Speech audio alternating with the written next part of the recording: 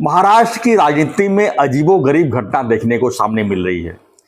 कल की बात है जहां पर कांग्रेस और बीजेपी ने शिवसेना को अलग थलग करने के लिए एक नई पार्टी बना ली और वहां पर नगराध्यक्ष का दावा भी कर दिया। जी हाँ, अंबरनाथ नगर परिषद की मैं बात कर रहा हूं।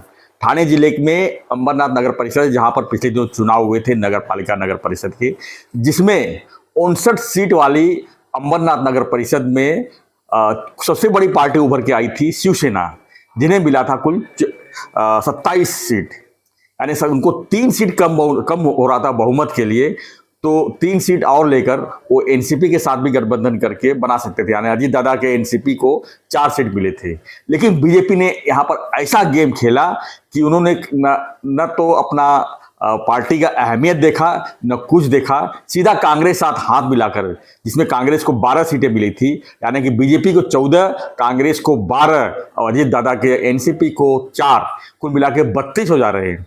तो शिवसेना सीधी सीधी बाहर।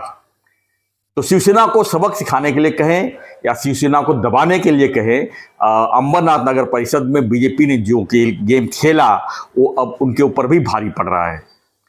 हालांकि यहाँ पर चुनाव है, महानगर पालिका के चुनाव है, 29 महानगर पालिका के महाराष्ट्र में चुनाव है। चुनाव को देखते हुए ऐसा अब माना जा रहा है कि बीजेपी किसी भी स्तर पर जाकर कहीं भी जो महापौर के लिए किसी तरह का भी रणनीति अपना सकती है, चाहे वो कांग्रेस के साथ, चाहे एनसीपी के साथ, चाहे एमआईएम के साथ। लेकिन हम अगर अंबरनाथ नगर पालिका की बात करें तो यहाँ पर नगराध्यक्ष खाली पाने के लिए बीजेपी ने जो हथकंडा अपनाया है वो पूरे महाराष्ट्र में थू थू हो रहा है। कांग्रेस ने तो अपनी बड़प्पन दिखाते हुए 12 नगर परिषद के जो सदस्य थे उनको निकाल दिया, नगर परिषद भंग कर दिया। लेकिन जो निकाले गए 12 पार्षद थे उन्हें बीजेपी ने अपने खेमे में शामिल कर लिया, यानी कि अब वो जो 12 नगर सेवक निलंबित हुए थे वो बीजेपी में शामिल हो गए, यानी कहानी खत्म। यानी बीजेपी किसी भी हालत में शिवसेना को दबाने के लिए, शिवसेना का सत्ता न बने इसके लिए जो रणनीति बनाई है, ये बीजेपी को आने वाले कल के लिए एक बड़ी परेशानी उठ सकती है।